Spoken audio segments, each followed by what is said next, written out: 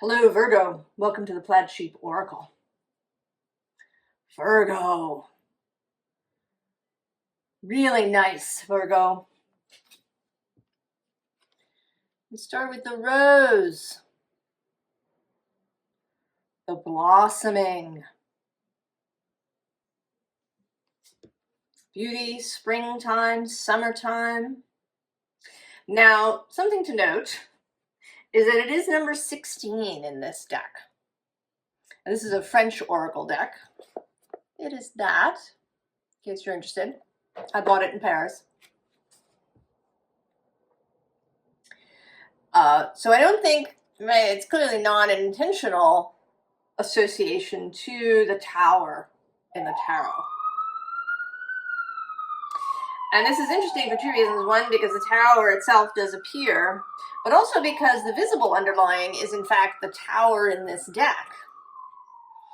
But it's the lone tower. It's a tower of retreat, someplace that you would return to, a time of repose, of hermiting. It has associations with receptivity, with allowing, with these kinds of yin energies. But interestingly, below it is the wheat, which is about the harvest and receiving. And interestingly, in a different deck, in the Star Codes Astro Oracle deck, Virgo has an image of wheat. And Virgo certainly it's the sign of harvest time. The first harvest festival occurs of Lammas, is close to Virgo time. That's August 1st. And then Mabon is at the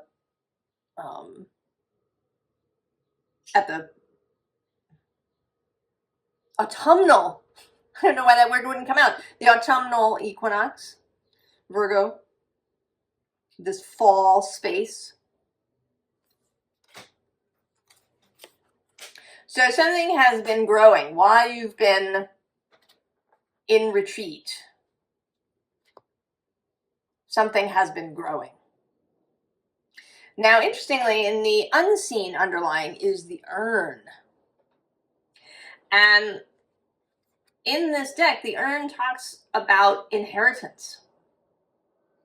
So certainly ancestral, but also financial.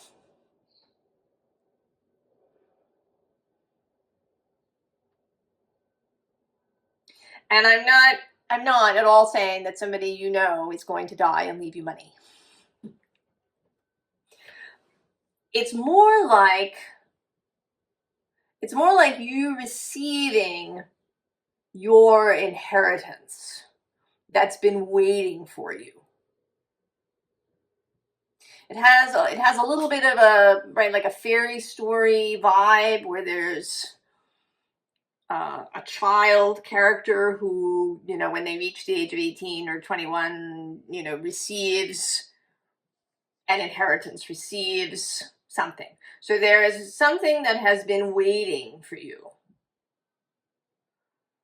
It's been sitting in escrow somewhere until you were at the right place. And that is now. So we do have the tower, which has been showing up all over the place in meetings, in my own personal readings, in private readings. There is the tower. The storm that's coming, the change. And in some cards, the tower is destroyed. But then in other cards, like this one, the lightning is outside the tower. There's an illumination that occurs. And here you are, you're just lit up here. Get that in to be focused, not too close. Right, you are lit up.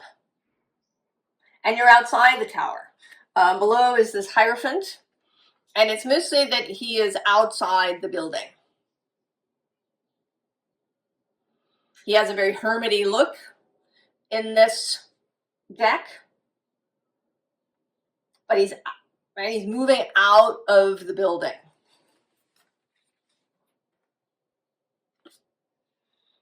And then the bottom here is the Emperor. So there's been an energy building, an energy that now, right, is ready to bloom. And not just bloom, but bloom with enthusiasm. Because then we have the Knight of Wands. So you're not just leaving the tower, you're getting on your horse and moving.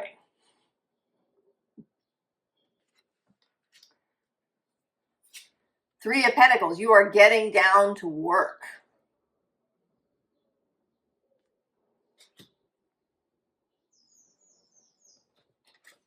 Re-emerging. Coming back into collaboration. This is kind of a theme that's happening too through your readings. And various signs. This sense of coming back out. And it may be that this hermit time has been really long. It's possible. Even, before the pandemic and the lockdowns. That you may have already been in a process of pulling back in some way.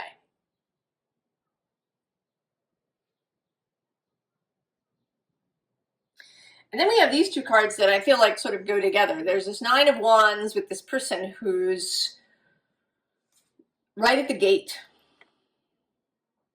And then the Ace, man, you skip actually over the Ten of Wands, who is in fact at the bottom of the deck.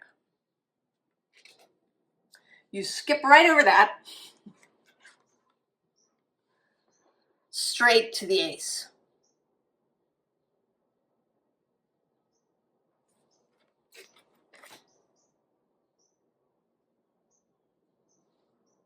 So there is a real running out.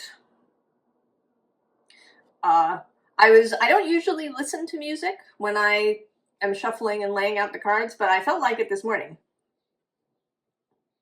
And when I was finished looking at the cards and about to get ready to do your reading, the song that came on was Diana Ross, I'm Coming Out.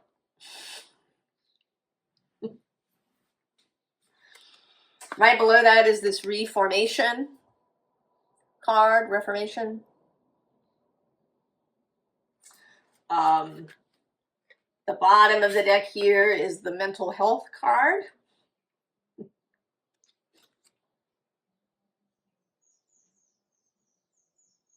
Time spent in healing and adjusting. I was actually thinking that this morning. The first playlist that I put on had a bunch of sad songs. It was the Spotify Soft 70s list. And it was all these,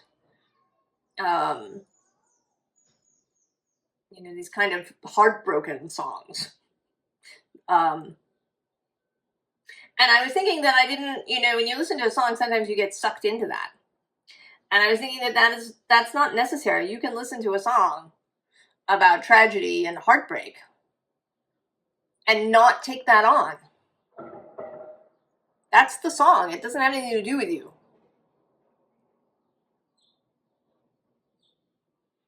And that life is like that.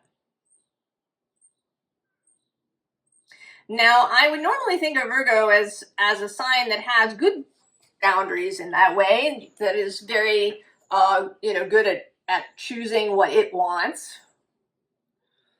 But of course, none of us are just a single sign. We're all a mixture, we're all human, we're all connected up. Virgo does want to be of service. Virgo is and can be about the health of the body.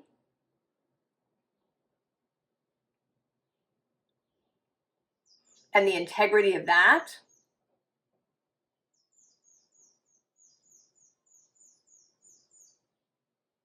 You know, what the Virgo Pisces axis that we're in now with the nodes that I associate with the digestive system, right? You choose what to keep and what not to keep. But there's also, you know, a lot of things going down in there. There's all kinds of bacteria and fungi and yeasts and things. It's, you know, in that way, it's very Piscean. Everybody's in there together. But if you have too much Pisces, then maybe you have something like leaky gut, or, you know, you know, maybe you're really open to outside stuff, you know, to pesticides or these things in the environment. But if you got too much Virgo, maybe your body isn't absorbing all the nutrients. So there's this balancing, and I feel like you are balancing this temptation I think that Virgo can have to withdraw. That you have created resilience in yourself and confidence. Right? The confidence to be and feel what you feel, not that you don't have to join in with the rest of the group. If the rest of the group is really, really angry or sad about something, you don't have to join in with that. You can sit in that space with them and keep your own vibration, keep your own stance clear. Right? The center. Keeping your center. And you've gotten so much better at that. You know, maybe that you just needed like a washout, right? Like a time to get really clear on who you are and what you feel and what your values are, what your beliefs are about possibilities and future, and what can be, to push out the noise and everybody's opinions. And you've done that. Right? The preparation. Your preparation is complete. You're building of strength, of resilience, of confidence. Because it takes confidence, right? To not join in with the group. To say, you know, I know you're all pissed about that, or I know you're all really sad, or you all want to sit around and complain, but I'm not going to do that. I'm not going to do that. It is not of benefit to me or anybody else for me to do that.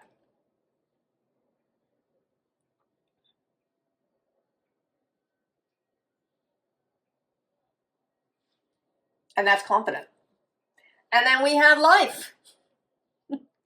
Coming back to life. Coming back to life.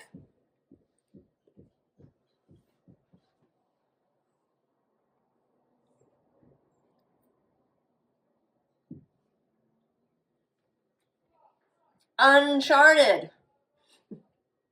Not knowing where to go. Right below that, look at that. The ends of the earth. So exciting. And in fact, this mother card of being carried by the moon. Trust, Virgo. Trust in your own guidance system. You know, it's not that you're delivering all of your trust to the universe and just following blindly. It's not about that. You have your own internal guidance system. You have the ability to say no to source if that's necessary. It's making me think of Elizabeth Gilbert's first TED Talk, where she talks about the genius and how the genius used to be, a spirit outside the body, and then during the Enlightenment became part of humans. We became geniuses, and that this was a big weight on people. And she tells this story about Tom Waits. And he's driving in his car, and he hears this melody in his head, and it's beautiful, and he, wants it. He wants to keep it and write it down, but he's driving. And in the past, he would have, gotten all anxiety ridden, or he might have, gotten caught up, and where can I pull over, and what do I do, and I'm going to lose it, and it's horrible. And he just breaks out of that and says, hey, can't you see that I'm driving? If you want to get composed, right, if you want to come to life, melody, then you need to show up when I'm prepared for you.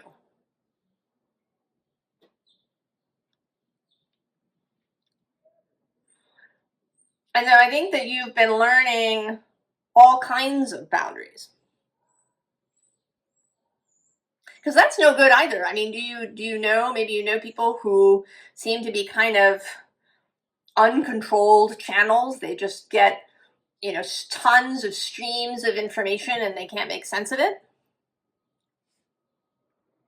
That's like Pisces overload. No gatekeeping at all. And it isn't really useful. It's no more useful than the excess Virgo that doesn't allow anything in. And you are getting so good. The bottom here is bare bones of winter. And there's two here in this enthusiasm. Right? The dream. The enthusiasm that you might get when you're beginning a project, when you've been given a blank slate, or there's just a skeleton of something and you get to, do what you want to fill it out. Maybe building a house from the ground up. All the exciting things that you can choose. And, that makes me think too of my aunt and uncle who built a house. And I think they got kind of talked into things, maybe, by the architect or somebody. There was a fireplace in the kitchen, as well as a bread oven. And they didn't use either of them. The fireplace, first of all, was too close to the breakfast table you roasted when there was a fire going there. My aunt had never baked bread in her life. So the idea that she was suddenly going to start doing it, the bread oven just became a place to put stuff. And they would have had a whole ton of extra space in the kitchen if this hadn't been in there. So, right, knowing, having good discernment. Are you really going to use the pool? Or will it just be, more trouble than it's worth? Maybe you really will. Maybe you're like, a pool is the thing and you're going to love every moment of it. But maybe not. So being discerning and really enjoying that process, not feeling like, oh, what do I choose? What is it going to be? Like, will I be sad, or, not having that at all. Feeling the fun of it. Right? Because then we also have this kaleidoscope, this exuberance, and the Knight of Wands repeating. Getting excited about, about new meetings. Getting excited about returning to life. Right, with this counting crows. Getting excited about getting off this thing. Right, you've been counting crows, you've been learning, and now it's time to go. Time with this Two of Cups to embrace life.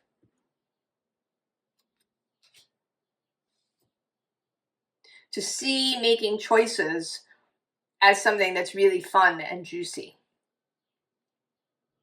rather than necessary or fraught or confrontational in some way. Right, too, with this observation card. Getting back into really being interested in things. That may be something that's been true for you, and I've seen this in myself and in other people, that when you go into this retreat, you kind of lose interest in stuff. You don't, there's no real fiery pull to go do something because it's meant to be a time of rest. There's nothing wrong with you because you don't, feel lots of creative inspiration. This is a rest period. Right at the bottom, we have ghosts, the releasing of ghosts, the releasing of past commitments, past obligations.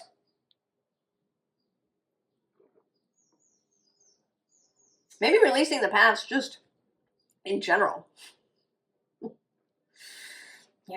Giving up, if you've kept things from the past, old letters, or,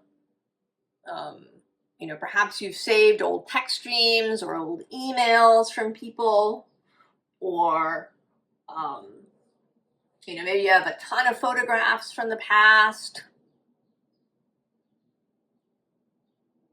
old toys, children's books, all of these things. Maybe you've just been letting all of that stuff go.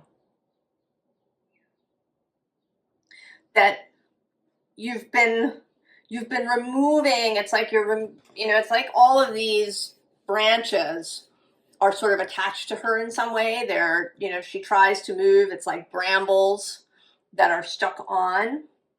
And you've just been removing those. And you haven't been, hacking things away. You've just been removing them. And what's interesting is that we have this resistance, but it doesn't feel like a problem. This feels like exuberance, like testing your strength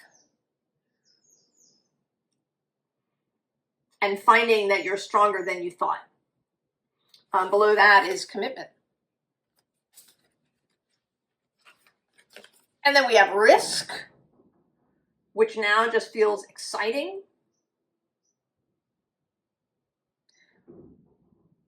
Rather than difficult or scary.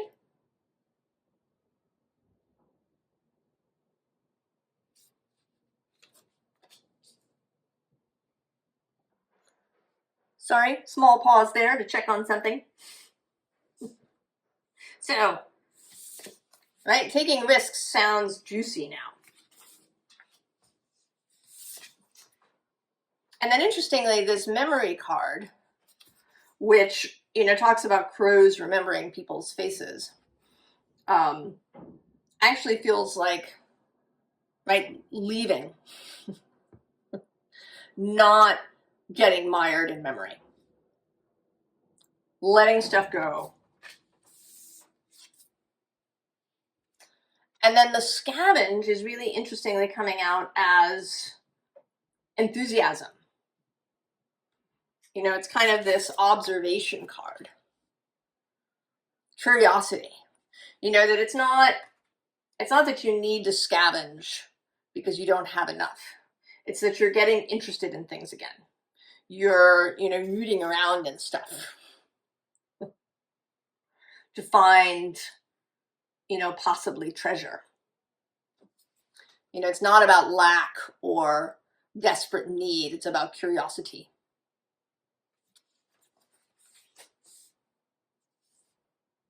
So you're coming out, Virgo. Right? And you're coming out strong. as the Ace of Wands, as the Knight of Wands, as the Hierophant. Formal advice. Beginnings. Yeah. Go out the door. Go out the door.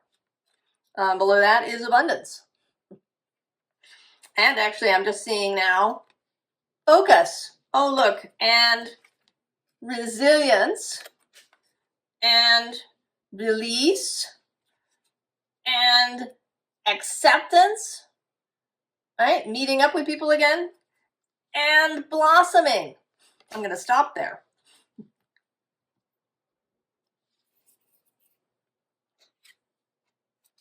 So on the other side, we have this purity card. And that, right, that's that choosing. Purity is in the eye of the beholder.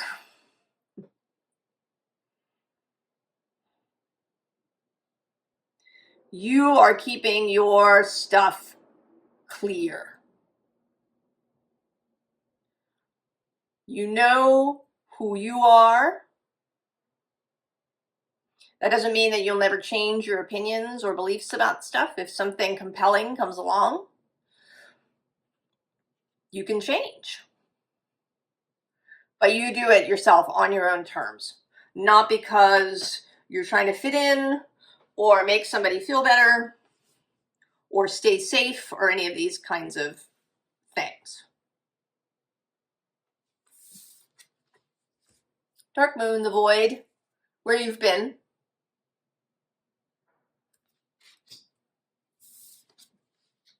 Boundaries, noticing, right?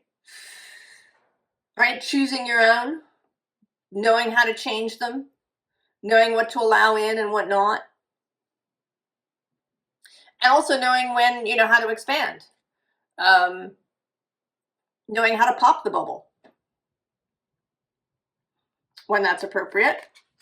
And to make contact with others.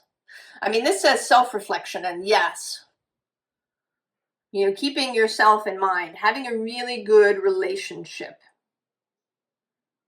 with yourself, knowing yourself. I was listening to a little snippet of a Simon Sinek interview, and he talked about how he no longer believes in the idea of strengths and weaknesses, that we all have characteristics and that they can be either or. And I totally agree with him. That everything can be an either or. Right? Being hyper organized or really well organized can of course be a strength, but it can also be a weakness if it detracts from your ability to be flexible in a given moment. That it's about flexibility, it's about nuance.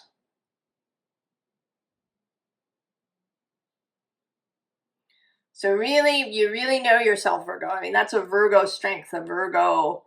See that? I call that a Virgo strength. It's habit. That's a Virgo characteristic. To really know yourself. But then there's a Pisces thing that says, be open to others. Be open to other possibilities. Be open to flexibility. And I think you're really getting good.